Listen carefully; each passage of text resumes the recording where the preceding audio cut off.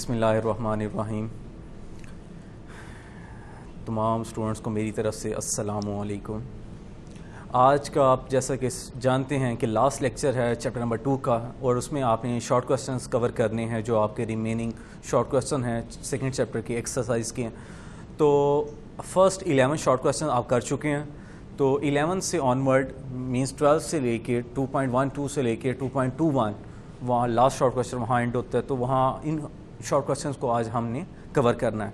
तो चलते हैं शॉर्ट क्वेश्चन नंबर, ये आपके चैप्टर नंबर 2 के short question exercise short question. ये बेसिकली 2.12 से 2.21 ये आपकी शॉर्ट क्वेश्चंस आज आपने कवर करने हैं।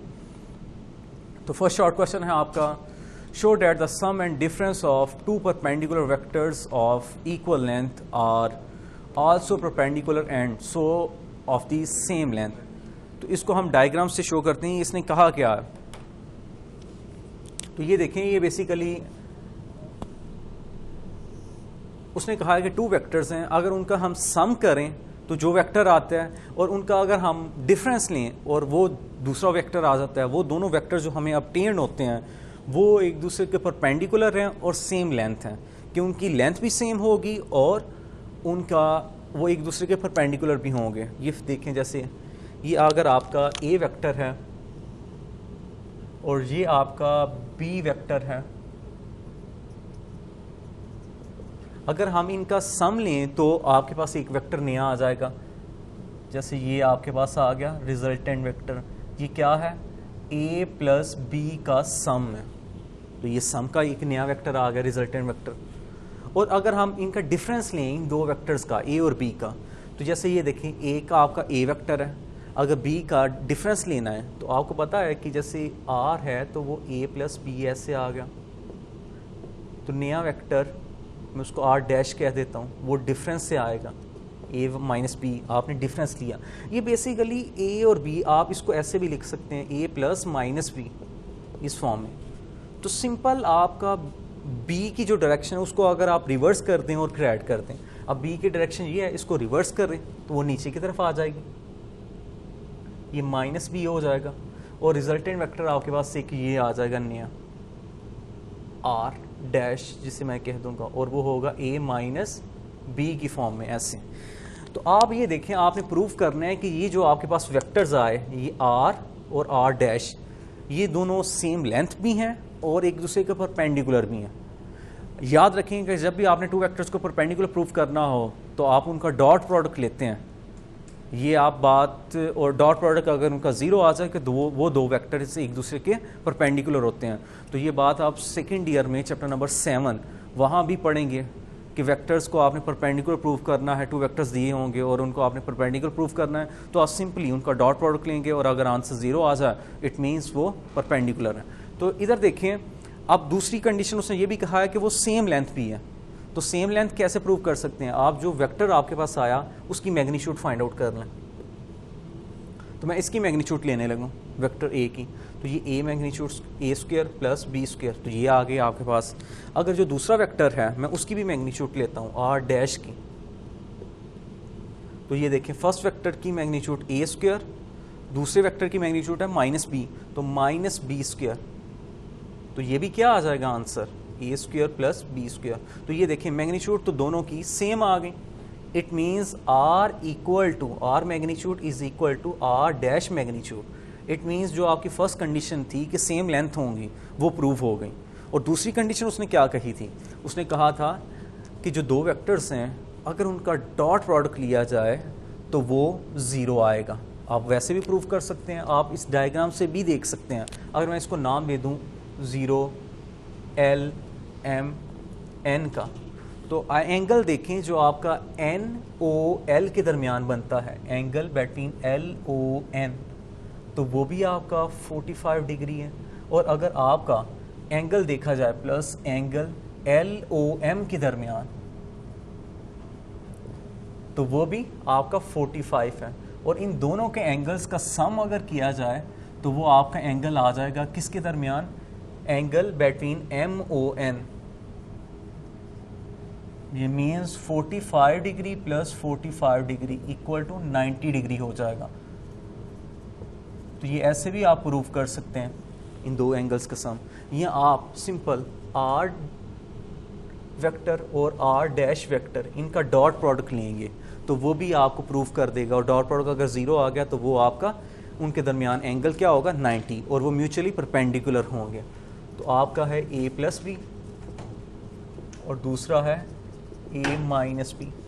अब आपको जो मेथड इजी लगे आप उसके थ्रू इसको प्रूव कर सकते हैं। अगर आप इनका लें तो ये आ जाएगा a dot A plus minus a dot B plus b dot A minus b dot B.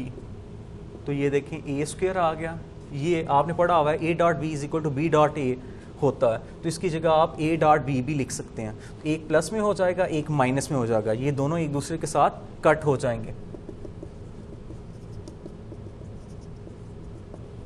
तो इधर आ जाएगा प्लस a डॉट बी ऐसे, और इधर बी स्क्वायर, तो ये कैंसल आउट हो जाएंगे, और इधर आ गया a square minus B square. उसने कहा हुआ है दोनों वेक्टर्स की लेंथ इक्वल है, क्वेश्चन में आपको बताया गया।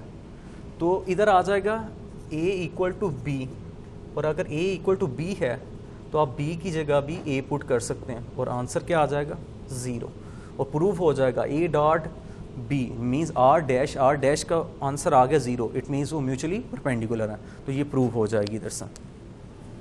ये था आपका शॉर्ट क्वेश्चन, ये ज़रा लेंथी शॉर्ट क्वेश्चन था, और इसके 2 मेथड थे, मैंने वो दोनों डिस्कस कर दिए। जो आपको इजी लगे वो आप कर सकते हैं।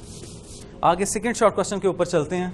तो सेकंड शॉर्ट क्वेश्चन में आपसे क्या पूछा गया, how would the 2 vectors of same magnitude have to be oriented if they were to be combined to give a resultant equal to a vector of same magnitude. उसने कहा है कि 2 vectors हैं आपके पास, उनको किस तरह हम ओरिएंटेड करें, किस तरह हम उनको ऐड करें कि उनसे जो रिजल्टेंट वेक्टर आता है वो भी उनकी मैग्नीट्यूड उसके इक्वल आ जाए।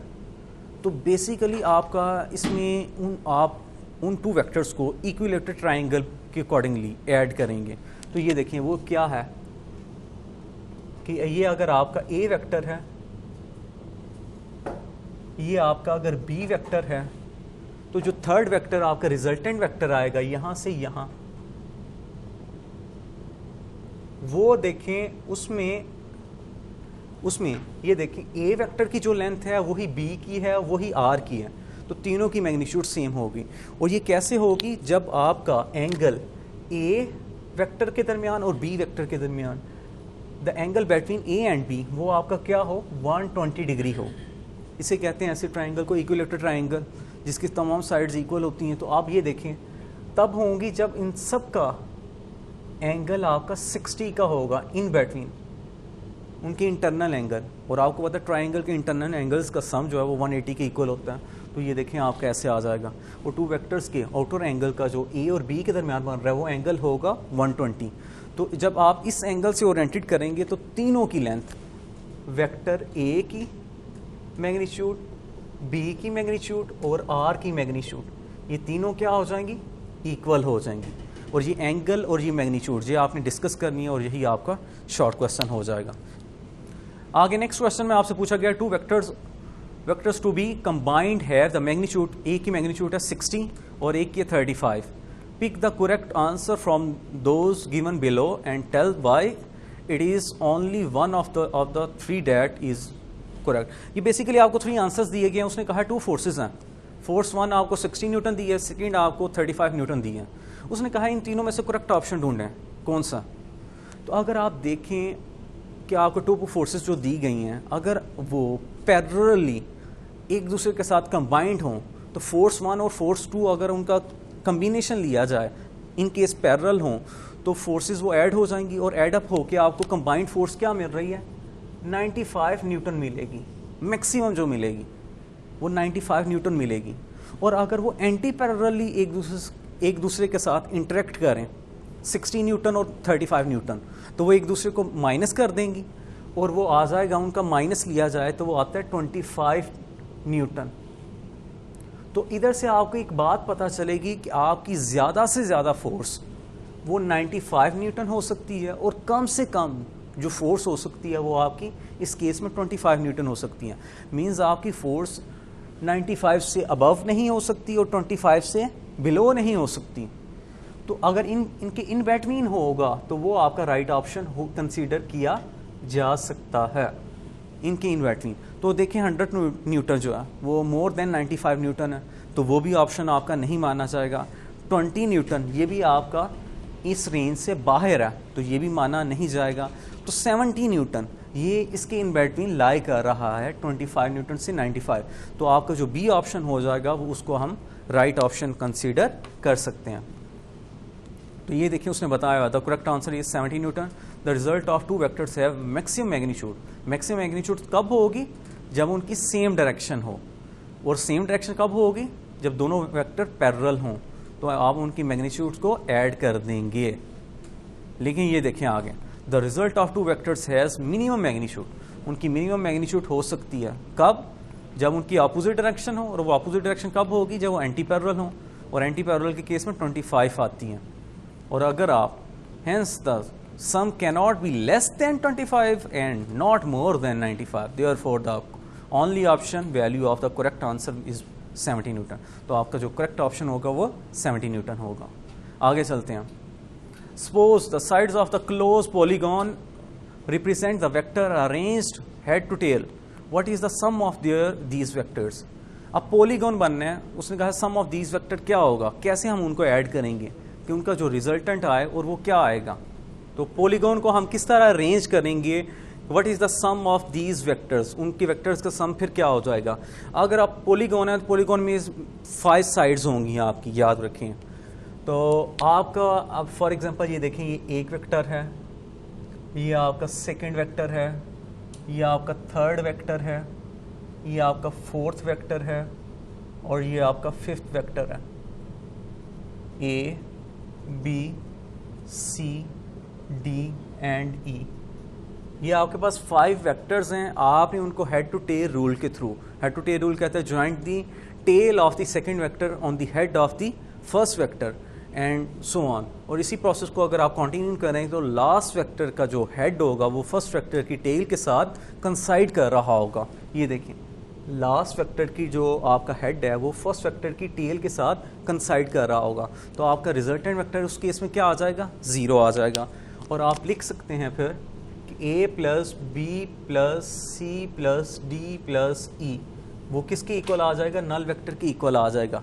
तो ये आपको डिस्कस किया गया यहाँ उसका आंसर कि देखें, if there are 5 vector a and b, a b c d e which are acting along the sides of close polygon as shown in the figure. जो फिगर है वो आपको मैंने इधर बना दी है, जो इधर डिस्कस की गई है फिगर वो इधर मैंने बना दिया आपको। As the tail of the first vector meet with the head of the last vector so that the head to tail rule के अकॉर्डिंगली, फिर ये आंसर क्या आ गया? ये जो आपको इधर डिस्कस कर दिए। चलें आगे चलते हैं।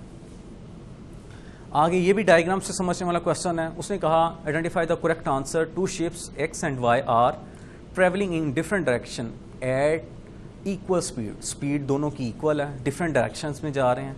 The actual direction of motion of x is due north. कह रहे x की जो एक्चुअल मोशन है वो नॉर्थ की तरफ है, तो ये बना लेते हैं साथ साथ। ये देखें ईस्ट वेस्ट नॉर्थ साउथ। उसने कहा एक्चुअल मोशन ऑफ x जो है वो नॉर्थ की तरफ है, तो ये मैं बना लेता हूँ। ये नॉर्थ की तरफ शिप x जा रहा है vx, but to an observer on y the apparent direction of motion of x is north east. अब ये नॉर्थ ईस्ट मीनिंग ये है कि नॉर्थ और ईस्ट के दरमियान वो ऑब्जर्वर जो ऑब्जर्व करता है डायरेक्शन वो नॉर्थ ईस्ट के दरमियान करता है, तो वो कहीं इधर ऐसे होगी नॉर्थ ईस्ट, ये बनता है उसका नॉर्थ ईस्ट। वो नॉर्थ ईस्ट के दरमियान ऑब्जर्व करता है। The actual direction of motion of Y as observe from the shore will be A. वो कह रहा है कि वो उसकी एक्चुअल डायरेक्शन क्या होगी, ईस्ट होगी, वेस्ट होगी, साउथ ईस्ट होगी या साउथ वेस्ट होगी। तो ये आपने आंसर बताना है, एक्चुअल डायरेक्शन क्या होगी। अगर मैं इसको O कंसीडर करूं और जो x की मोशन थी उसको A कर दिया, आपका ये पॉइंट आपका आ गया B, तो ये क्या बन गया आपका OB, आप ऐसे कह सकते हैं। और इसको देखते हुए ये अगर आपका y की डायरेक्शन, y की एक्चुअल मोशन बताई गई थी, तो इसको वी वाई कह सकते हैं। तो अगर आप इससे ये इसका हाइपोटेन्यूज निकालें तो वो आ जाएगा वी एक्स और minus V Y. According to head to tail rule वो मुझे बताते हैं अगर ओ ए और ए बी का सम करूं तो वो ओ बी के इक्वल आ जाता है, यानी O A plus A B is equal to O B होता है। तो ये देखें ओ ए आपका वी एक्स, ए बी आपका वी वाई है, ये ऐसे ए बी कह सकते हैं आप, और ओ बी आपका V X minus V Y. Actual direction of Y आपने बतानी है, ऑब्जर्व, ये आपने बेसिकली ये बतानी थी ए बी का आंसर, इसको आप ऐसे ही रहने दें। अब ये देखें ये प्लस हो रहा है, ये उस साइड पे जाके क्या हो जाएगा, क्योंकि ये आपने वाई की डायरेक्शन तो एक्चुअली बतानी है कि क्या होगी, तो ए बी आपने वैसे का वैसे रहने दिया, ये प्लस हो रहा है दूसरी तरफ जाके माइनस हो जाएगा, तो V X minus V Y minus V X, तो ये देखें ये इससे कैंसिल हो जाएगा, तो ए बी आ जाएगा माइनस वी वाई। तो आप कह सकते हैं क्योंकि जो वाई की डायरेक्शन होगी वो ए बी का क्या हो जाएगी, ये नेगेटिव अगर इस साइड पे है तो दूसरी तरफ आ जाएगा, पूरी इक्वेशन को नेगेटिव से माइनस मल्टीप्लाई कर दिया जाए तो ये आ जाएगा। तो ये बता रही है कि y की जो वेलोसिटी होगी, डायरेक्शन होगी, वो ए बी का एग्जैक्टली ऑपोजिट होगी, ये नेगेटिव साइन ऑपोजिट डायरेक्शन को शो करता है। तो जो आपकी ए बी की डायरेक्शन इस तरफ थी, ईस्ट की तरफ जा रही थी, तो एक्चुअल डायरेक्शन क्या हो जाएगी इसका ऑपोजिट, वो इस तरफ वेस्ट की तरफ, तो करेक्ट ऑप्शन फिर क्या आ जाएगा आपका वेस्ट हो जाएगा, जो आपको दिया गया ईस्ट वेस्ट साउथ वेस्ट, तो ये वेस्ट आपका करेक्ट ऑप्शन हो जाएगा यहाँ। तो आ जाए नेक्स्ट क्वेश्चन करते हैं। अब इस क्वेश्चन में पूछा गया if all the component of the vector a1 and a2 were reversed how it would this alter a1 cross a2। तो इसके भी दो मेथड हैं इसको करने के, आप a1 और a2 वेक्टर कंसीडर कर लें और उसको लेके चलें, या आप इनको डायग्राम से एक्सप्लेन कर दें, तो जैसे आप करना चाहें कर सकते हैं। अब ये देखें अगर मैं a वेक्टर ये लेता हूँ a1 और ये a2 वेक्टर लेता हूँ, ये देखें a1 वेक्टर और ये है a2, और आपने a1 cross a2 find out करना है, a1 cross a2, a1 cross a2 means a से b की तरफ आपने क्रॉस लेना है। तो ये बता रहा है आपको, राइट हैंड रूल बताएगा, अगर आप राइट हैंड रूल से करें तो ये देखें आपने पढ़ा हुआ है a1 cross a2 find out करना है, तो वो a1 a2 साइन थीटा और साथ n यूनिट वेक्टर आता है, a1 a2 की मैग्नीट्यूड भी और साथ n यूनिट वेक्टर आता है। अब ये क्या होगा, तो ये देखें आपने curve your hand in the direction of rotation then thumb erected the direction of unit vector. तो ए से अगर आप बी की तरफ चलें, रोटेशन करें, तो थंब आपका अपवर्ड डायरेक्शन में है, तो अपवर्ड डायरेक्शन को आप ऐसे शो कर सकते हैं, और ये आपकी रोटेशन हो जाएगी ऐसे, और ये बता देगी एन की डायरेक्शन को कि a1 क्रॉस a2 की ये डायरेक्शन है एंटी क्लॉकवाइज।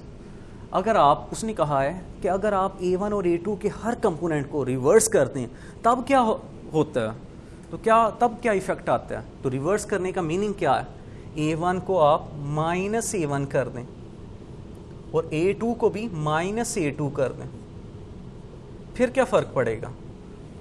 तो आपको रिवर्स करने का मीनिंग है इसकी डायरेक्शन को रिवर्स कर दें, और यही डायग्राम कैसे बन जाएगी, इसका अपोजिट क्या हो जाएगा, a1 का अपोजिट इस तरफ इधर आ जाएगा और a2 का अपोजिट इधर आ जाएगा, तो ये डायग्राम कुछ इस तरह बन जाएगी आपकी, a1 इधर आ जाएगा जिसको हम माइनस a1 कह सकते हैं ऐसे, और इसका आज ये देखिए a2 का इधर आ जाएगा, तो ये इधर आ गया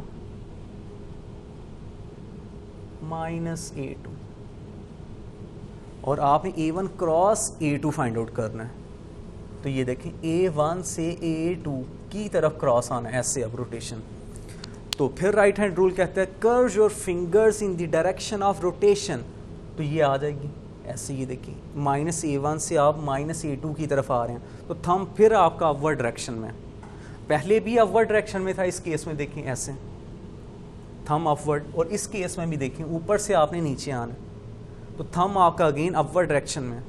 तो इधर से आपको पता चलता है कि अगर आप उनकी डायरेक्शन या उनके कंपोनेंट को रिवर्स भी कर दें तो तब आपका कोई भी इफेक्ट यूनिट वेक्टर के ऊपर नहीं आता। तो आप कह सकते हैं A1 cross A2 is equal to minus of A1 cross minus of A2, ये दोनों इक्वल आते हैं, यानी उसके ऊपर कोई भी फर्क नहीं पड़ता।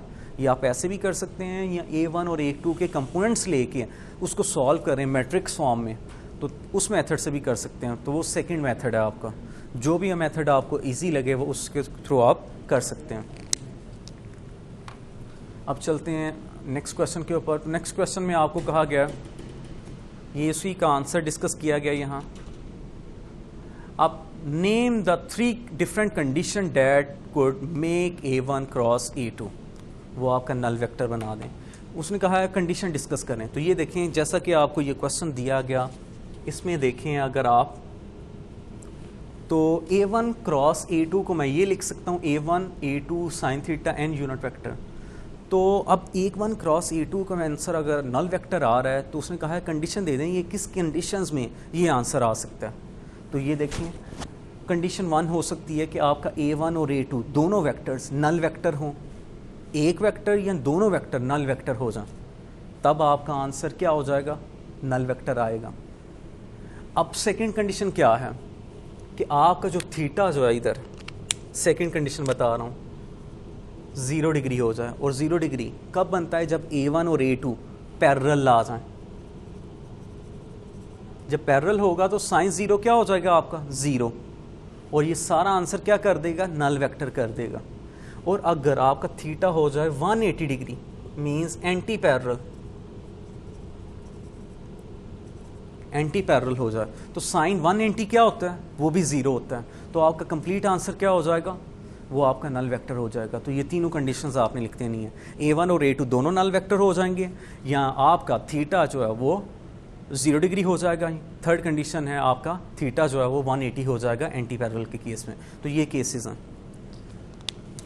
आगे चलते हैं क्वेश्चन 2.15 के ऊपर, 19 के ऊपर।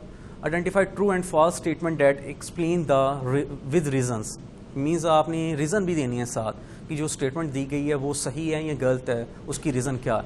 तो फर्स्ट स्टेटमेंट आपको दी गई है, a body is in equilibrium implies that it is not moving nor rotating, ना वो मूव कर रही है ना रोटेट कर रही है। तो ये स्टेटमेंट है आपकी फॉल्स हो जाती है। क्यों? क्योंकि आपने इक्विलिब्रियम की कंडीशन पढ़ी हुई है। आपकी इक्विलिब्रियम में तब होगी बॉडी जब या वो रेस्ट पर हो या वो यूनिफॉर्म वेलोसिटी के साथ मूव कर रही हो, यूनिफॉर्म एंगुलर वेलोसिटी के साथ। इन दोनों कंडीशन में से कोई भी हो सकती है। अगर वो दोनों में से कोई भी एप्लीकेबल हो रही हो तो आप कह सकते हैं वो इक्विलिब्रियम में है। तो उसने कहा है a body in equilibrium implies that it is not moving nor rotating, ना वो मूव कर रही है ना वो रोटेट कर रही है। तो ये फिर आपकी स्टेटमेंट फॉल्स हो जाएगी। नेक्स्ट स्टेटमेंट पढ़ते हैं, if coplanar forces acting on a body form a close polygon then the body is said to be in equilibrium. Coplanar forces किसे कहते हैं सबसे पहले, तो ये आपको बताई थी, वहाँ डिस्कस किया था टॉपिक में। कोप्लेनर फोर्सेज वो फोर्सेज होती हैं जो किसी एक ही प्लेन में लाई कर रही होती हैं और क्लोज पॉलीगॉन बना रही हैं। तो इट मीन्स उनका जो लास्ट वेक्टर की जो हेड होगी वो फर्स्ट वेक्टर की टेल के ऊपर आ रही होगी और रिजल्टेंट वेक्टर आपका 0 हो रहा होगा, और ये आपका होल्ड करता है फर्स्ट कंडीशन ऑफ इक्विलिब्रियम को। उसने कहा था कि sum of all the forces acting on a body is equal to 0, तो ये कंडीशन फुलफिल हो जाएगी। तो ये स्टेटमेंट आपकी ट्रू स्टेटमेंट है। ये डिस्कस की गई हैं कि फर्स्ट स्टेटमेंट फॉल्स कही गई है because a body may be in equilibrium if it is moving और रोटेटिंग विद यूनिफॉर्म वेलोसिटी। और सेकेंड कंडीशन क्यों आपकी करेक्ट है, उसने कहा since the vector sum of all the vector forces acting on a body along a close polygon is 0 then the first condition of equilibrium is satisfy, तो जिसकी वजह से वो ट्रू स्टेटमेंट हो जाएगी। अब आपका ये सेकेंड लास्ट क्वेश्चन है और इसके बाद last question. A picture is suspended from a wall bye 2 strings. ये इस तरह का आपने same numerical 2.15 I think 2.15 he numerical आपने किया है। न्यूमेरिकल्स में, तो ये सेम न्यूमेरिकल वैसा है, ये शॉर्ट क्वेश्चन वैसा है आपका। उसने कहा a picture is suspended from a wall by a 2 string showed by diagram the configuration of the string for which the tension in the string will be minimum. अब आपकी एक बेसिकली ये wall है, उसके साथ आपने एक पिक्चर सस्पेंड कर दी है, आप ऐसे बना लें ये डायग्राम।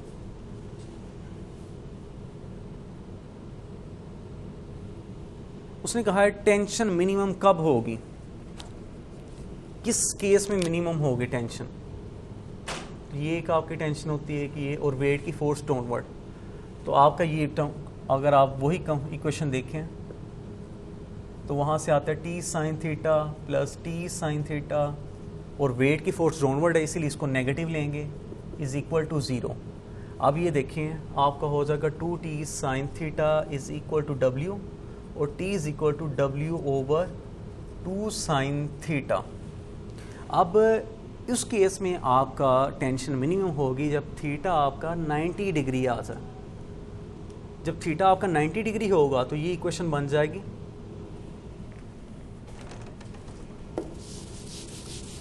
यहाँ देखें अगर आपका थीटा 90 डिग्री हो तो इधर पुट कर दें 2 ओवर साइन 90 और साइन 90 आपका 1 तो w ओवर 2 आ जाएगा। इट मीन्स आपकी दोनों स्ट्रिंग्स के ऊपर जो आपका वेट होगा पिक्चर का वो इक्वली डिवाइड हो जाएगा और आपकी टेंशन मिनिमम रहेगी। और इसके अलावा कोई भी आप एंगल रखें तो टेंशन दोनों में स्ट्रिंग्स में इक्वली डिस्ट्रीब्यूट नहीं होगी, किसी में कम होगी किसी में ज़्यादा होगी, तो ये कंडीशन है। अब चलें जी लास्ट शॉर्ट क्वेश्चन उसको डिस्कस कर लेते हैं। लास्ट शॉर्ट क्वेश्चन ये उसका आंसर डिस्कस किया गया यहाँ। Can a body rotate about its centre of gravity under the action of its weight. Can a body rotate about its centre of gravity under the action of weight. तो याद रखें कि body को rotate करने के लिए torque provide करना पड़ता है। तो टॉर्क में 2 चीज़ें होती हैं, मोमेंट आर्म होता है और फोर्स होती है। तो ये देखें जैसा कि आपको इस रिलेशन में शो किया गया, टॉर्क जो है वो फोर्स और मोमेंट आर्म होती है। तो इस केस में जो आपका जो बॉडी है वो रोटेट नहीं कर सकेगी। क्यों? क्योंकि उसका जो वेट है उसके पिवट पॉइंट से पास हो रहा होगा और आपका मूवमेंट आर्म जो है वो 0 हो जाएगा। और जब आपका मूवमेंट आर्म 0 हो जाएगा तो उसको फोर्स के साथ मल्टीप्लाई करेंगे तो आपका टॉर्क जो है वो 0 ही आएगा। जब आपका वेट का कंपोनेंट उसके पिवट पॉइंट से पास कर रहा हो तो तब आपका टॉर्क 0 होता है। तो यही उसने लिखा होगा सोल्यूशन सारा। No a body can not rotate about the centre of gravity. क्यों नहीं कर सकता, आगे रीज़न बताइए। Under the action of its weight the whole weight of a body act on the centre of gravity. Therefore, the perpendicular distance between the line of action of weight and axis of rotation called moment arm। ये moment arm की definition है जो क्या हो जाएगा आपका 0। और जब आप मूवमेंट आर्म को यहाँ पुट करेंगे तो आपका मूवमेंट आर्म 0 होगा। 0 जब फोर्स से मल्टीप्लाई होगा तो आपका टॉर्क वो 0 हो जाएगा। तो जब टॉर्क 0 हो जाएगा बॉडी रोटेट नहीं कर सकती। तो ये था आपका लास्ट शॉर्ट क्वेश्चन। इसके साथ ही आपका चैप्टर नंबर 2 कंप्लीट हुआ और इंशाल्लाह अब हम अपने नेक्स्ट लेक्चर में चैप्टर नंबर 3 के साथ दोबारा हाजिर होंगे। उम्मीद है आपको चैप्टर नंबर 2 भी क्लियर हो गया होगा। अगर आपकी कुछ क्यूरीज हों तो वो आपने कमेंट सेक्शन में ज़रूर पूछना है, वो आपके साथ शेयर की जाएंगी। आपका रिस्पांस माशाल्लाह बहुत अच्छा जा रहा है। आप पढ़ रहे हैं, क्वेश्चंस पूछ रहे हैं। जो जितना ज़्यादा पूछेगा वो उतना ही ज़्यादा सीखेगा। तो बेसिकली आपका ये आपके ऊपर डिपेंड है कि आपने कितना सीखना है और कितना आगे बढ़ना है। तो जैसे ही आप चैप्टर नंबर 2 कवर कर चुके हैं तो इसके साथ ही आप मीन्स 20% सिलेबस अपना कवर कर चुके हैं। और जैसे जैसे आपके चैप्टर्स कवर होते जाएंगे आप माशाल्लाह आगे बढ़ते जाएंगे। और इंशाल्लाह अब नेक्स्ट लेक्चर तक मुझे इजाज़त दीजिए। नेक्स्ट लेक्चर के साथ दोबारा हाजिर होंगे। तब तक अल्लाह हाफ़िज़।